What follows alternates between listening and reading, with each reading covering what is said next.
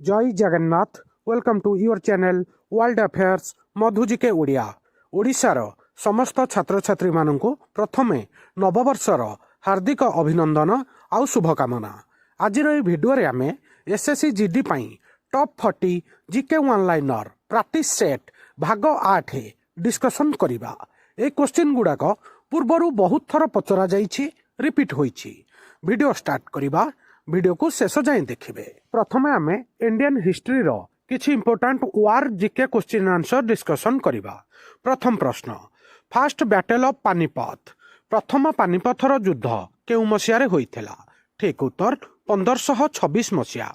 बाबर आउ इब्राहिम लोधीଙ୍କ ମଧ୍ୟରେ प्रथम पानीपथ युद्ध होइथिला।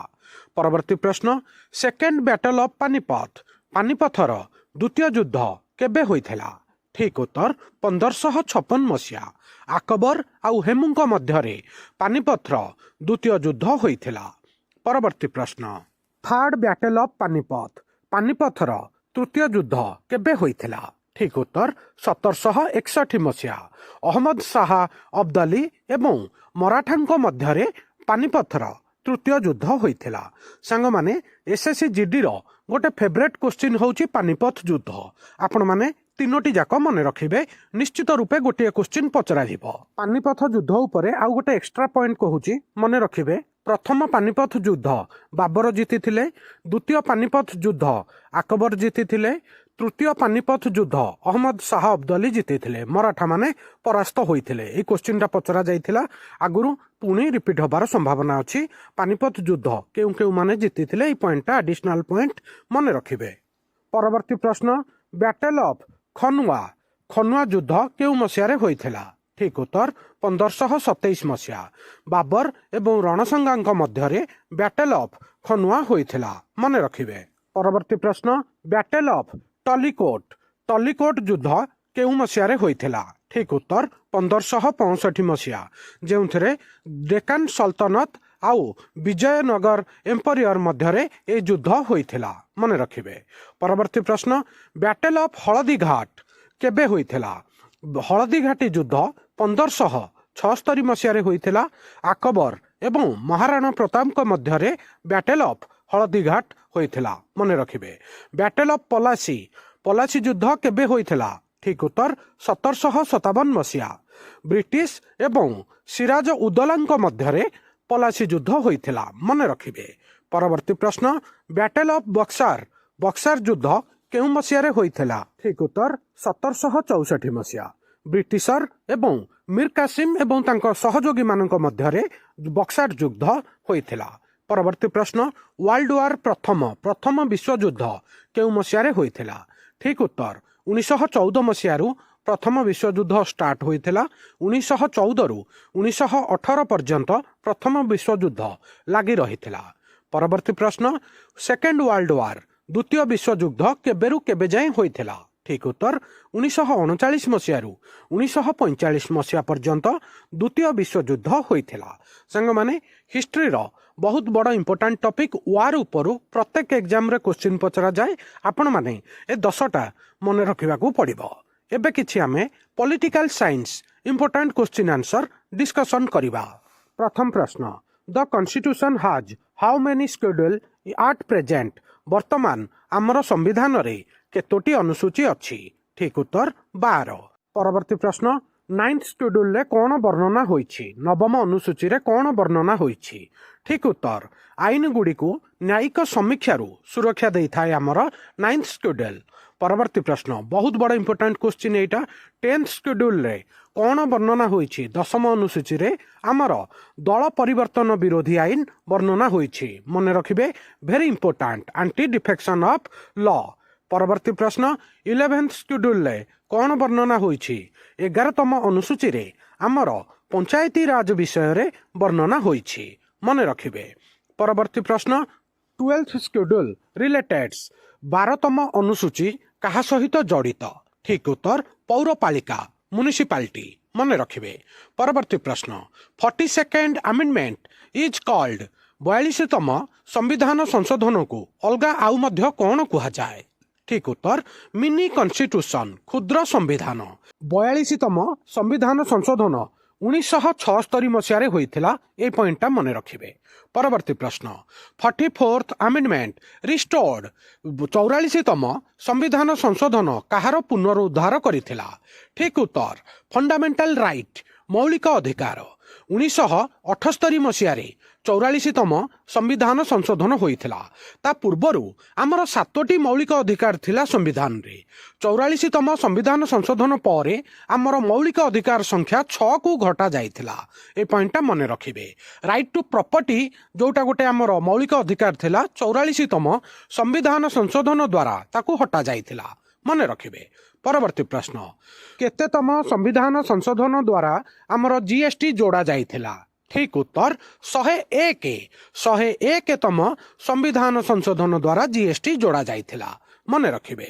ପରବର୍ତ୍ତୀ ପ୍ରଶ୍ନ ରାଇଟ୍ ଟୁ ପ୍ରପର୍ଟି ଇଜ୍ ନାଉ ସମ୍ପତ୍ତିଗତ ଅଧିକାର ଏବେ କ'ଣ କୋଉ ରୂପରେ ଅଛି? ଠିକ୍ ଉତ୍ତର ଲିଗାଲ ରାଇଟ୍ ଆଇନଗତ ଅଧିକାର। 44ତମ ସମ୍ବିଧାନ ସଂଶୋଧନ ଦ୍ୱାରା ଆମର ସମ୍ପତ୍ତିଗତ ଅଧିକାରଟା ଗୋଟେ ମୌଳିକ ଅଧିକାର ଥିଲା ପୂର୍ବରୁ, ତାକୁ ହଟା ଯାଇଥିଲା। ତାକୁ ବର୍ତ୍ତମାନ ଗୋଟେ ଲିଗାଲ ରାଇଟ୍ରେ ବର୍ଣ୍ଣନା କରାଯାଇଛି। ମନେ ରଖିବେ। ଆଉ ଗୋଟେ ଏକ୍ସଟ୍ରା ପଏଣ୍ଟ ଆମର ସମ୍ବିଧାନ ଯେତେବେଳେ ଲାଗୁ ହୋଇଥିଲା ସେହି ସମୟରେ ଆମର 7ଟି ମୌଳିକ ଅଧିକାର ଥିଲା। ବର୍ତ୍ତମାନ ଆମର ସମ୍ବିଧାନରେ 6ଟି ମୌଳିକ ଅଧିକାର ଅଛି। ଏକ୍ସଟ୍ରା ପଏଣ୍ଟ ମନେ ରଖିବେ। ଏବେ କିଛି science important one liner discussion କରିବା। ଆଜିର କୋଶ୍ଚିନ୍ ଗୁଡ଼ାକ ବଟନୀ ଉପରେ। ଆଜିର ପ୍ରଥମ ପ୍ରଶ୍ନ the power house of the cell କୋଷର ଶକ୍ତି କେନ୍ଦ୍ର ହେଉଛି କିଏ? ଠିକ୍ ଉତ୍ତର mitochondria. Chlorophyll is found in chlorophyll କେଉଁଥିରେ ମିଳିଥାଏ? ଠିକ୍ ଉତ୍ତର କ୍ଲୋରୋପ୍ଲାଷ୍ଟରେ। ପରବର୍ତ୍ତୀ ପ୍ରଶ୍ନ ଫଟୋସିନ୍ଥେସିସ୍ ଅକ୍ୟୁର୍ସ ଇନ୍ ଆଲୋକ ସଂଶ୍ଳେଷଣ ଫଟୋସିନ୍ଥେସିସ୍କୁ ଓଡ଼ିଆରେ ଆଲୋକ ସଂଶ୍ଳେଷଣ କୁହାଯାଏ। କେଉଁଥିରେ ହୋଇଥାଏ? ଠିକ୍ ଉତ୍ତର କ୍ଲୋରୋପ୍ଲାଷ୍ଟରେ। ପରବର୍ତ୍ତୀ ପ୍ରଶ୍ନ the cell wall is made of କୋଷର କାନ୍ଥଗୁଡ଼ିକ କେଉଁଥିରେ ତିଆରି ହୋଇଥାଏ? ଠିକ୍ ଉତ୍ତର ସେଲୁଲୋଜ୍। ପରବର୍ତ୍ତୀ ପ୍ରଶ୍ନ ଜାଇଲମ୍ ଟ୍ରାନ୍ସପୋର୍ଟସ୍ ଜାଇଲମ୍ ମାଧ୍ୟମରେ ବୃକ୍ଷ କ'ଣ ପରିବହନ କରିଥାଏ? ଠିକ୍ ଉତ୍ତର ଜଳ ଏବଂ ଖଣିଜ ପଦାର୍ଥ ୱାଟର ଆଣ୍ଡ ମିନେରାଲ୍ସ। ମନେ ରଖିବେ। ପରବର୍ତ୍ତୀ ପ୍ରଶ୍ନ ଫ୍ଲୋଏମ୍ ଟ୍ରାନ୍ସପୋର୍ଟସ୍ ଫ୍ଲୋଏମ୍ ମାଧ୍ୟମରେ ଉଦ୍ଭିଦ କ'ଣ ପରିବହନ କରିଥାଏ? ଠିକ୍ ଉତ୍ତର ଖାଦ୍ୟ। ପରବର୍ତ୍ତୀ ପ୍ରଶ୍ନ ମେରିଷ୍ଟେମାଟିକ୍ ଟିସ୍ୟୁଜ୍ ଆର୍ ରେସ୍ପନ୍ସିବୁଲ୍ ଫର୍ ମେରିଷ୍ଟେମାଟିକ୍ ଟିସ୍ୟୁ କ'ଣ ପାଇଁ ଦାୟୀ? ଠିକ୍ ଉତ୍ତର ପ୍ଲାଣ୍ଟ ଗ୍ରୋଥ୍ ଉଦ୍ଭିଦର ବୃଦ୍ଧି ପାଇଁ ମେରିଷ୍ଟେମାଟିକ୍ ଟିସ୍ୟୁ ରେସ୍ପନ୍ସିବୁଲ୍। ମନେ ରଖିବେ। ପରବର୍ତ୍ତୀ ପ୍ରଶ୍ନ ପାରେଙ୍କାଇମା ଷ୍ଟୋର୍ସ ପାରେଙ୍କାଇମାରେ ଉଦ୍ଭିଦ କ'ଣ ସଂରକ୍ଷଣ କରିଥାଏ? ଠିକ୍ ଉତ୍ତର ଫୁଡ୍ ଖାଦ୍ୟ।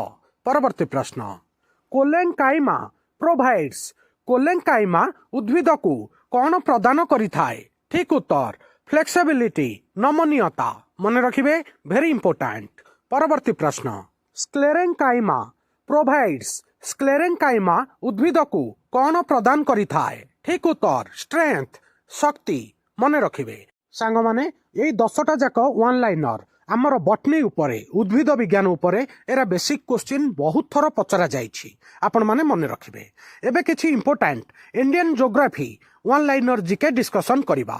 ପ୍ରଥମ ପ୍ରଶ୍ନ the eastern coastal plain is called ପୂର୍ବ ଉପକୂଳବର୍ତ୍ତୀ ସମତଳକୁ କ'ଣ କୁହାଯାଏ? ଠିକ୍ ଉତ୍ତର କରମଣ୍ଡଳ କୋଷ୍ଟ କରମଣ୍ଡଳ ଉପକୂଳ କୁହାଯାଏ। ମନେ ରଖିବେ। ପରବର୍ତ୍ତୀ ପ୍ରଶ୍ନ the western coastal plain is called ପଶ୍ଚିମ ଉପକୂଳବର୍ତ୍ତୀ ସମତଳକୁ କ'ଣ କୁହାଯାଏ? ଠିକ୍ ଉତ୍ତର କୋଙ୍କଣ ଆଣ୍ଡ ମାଲାବାର କୋଷ୍ଟ କୋଙ୍କଣ ଏବଂ ମାଲାବାର ଉପକୂଳ କୁହାଯାଏ। ମନେ ରଖିବେ। Very important. ବହୁତ ଥର ରିପିଟ୍ ହୋଇଛି। ପରବର୍ତ୍ତୀ ପ୍ରଶ୍ନ ଇଣ୍ଡିଆ ଇଜ୍ ସରାଉଣ୍ଡେଡ୍ ବାଇ ଭାରତ ମହାସାଗର ଆରବ ସାଗର ବଙ୍ଗୋପସାଗର ଦ୍ୱାରା ଘେରି ହୋଇ ରହିଛି। ମନେ ରଖିବେ। Very important. ପରବର୍ତ୍ତୀ ପ୍ରଶ୍ନ ଆଣ୍ଡାମାନ ଆଣ୍ଡ ନିକୋବର ଆଇସଲ୍ୟାଣ୍ଡ ଲେ ଇନ୍ ଦ ଆଣ୍ଡାମାନ ଏବଂ ନିକୋବର ଦ୍ୱୀପପୁଞ୍ଜ କେଉଁଠାରେ ଅବସ୍ଥିତ? ଠିକ୍ ଉତ୍ତର ବେ ଅଫ୍ ବେଙ୍ଗଲ ବଙ୍ଗୋପସାଗରରେ ଆଣ୍ଡାମାନ ଏବଂ ନିକୋବର ଦ୍ୱୀପପୁଞ୍ଜ ଅବସ୍ଥିତ। ମନେ ରଖିବେ। ପରବର୍ତ୍ତୀ ପ୍ରଶ୍ନ Lakshadweep Iceland Lay's in Lakshadweep ଦ୍ୱୀପପୁଞ୍ଜ କେଉଁଠାରେ ଅବସ୍ଥିତ? ଠିକ୍ ଉତ୍ତର ଆରବିଆନ୍ ସି ଆରବ ସାଗରରେ ଲାକ୍ଷାଦ୍ୱୀପ ଦ୍ୱୀପପୁଞ୍ଜ ଅବସ୍ଥିତ।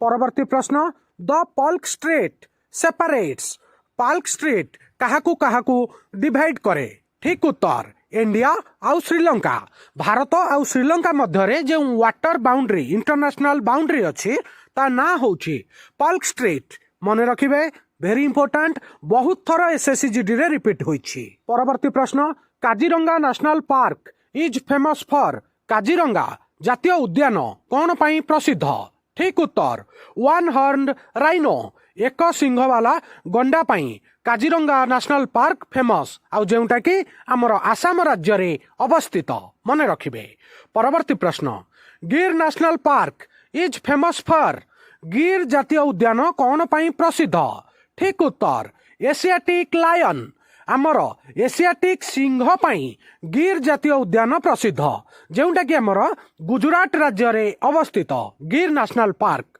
मन रखिबे परवर्ती प्रश्न silent valley is located in silent valley उद्यान केउ राज्य रे अवस्थित ठीक उत्तर केरल मन रखिबे वेरी इंपोर्टेंट परवर्ती प्रश्न आज यहाँ शेष प्रश्न सांग माने बहुत बड़ important question Loktak lake is located in Loktak ह्रद केउ राज्य रे अवस्थित ठीक उत्तर मणिपुर मन रखिबे सांग माने SSC GD GK GS practice set भाग 8 एठी सरिला आपण मानकू ए 40 क्वेश्चन भितरु केतोटी क्वेश्चन आंसर जणा थिला प्लीज उत्तर कमेंट माध्यम रे जणेबे पुरुना 7टी जाक पार्ट जदी देखि नाहंती डिस्क्रिप्शन रे लिंक अछि ताकू जाई की देखि नेबे संग माने एई क्वेश्चन गुडाक बारंबार एसएससी जीडी रे पचरा जाईछि आगुगु भी रिपीट हबो मु एटा ग्यारंटी दउछि आजिरो वीडियो केमिति लागिला निज ओपिनियन कमेंट माध्यम रे जणेबे वीडियो को लाइक करिवे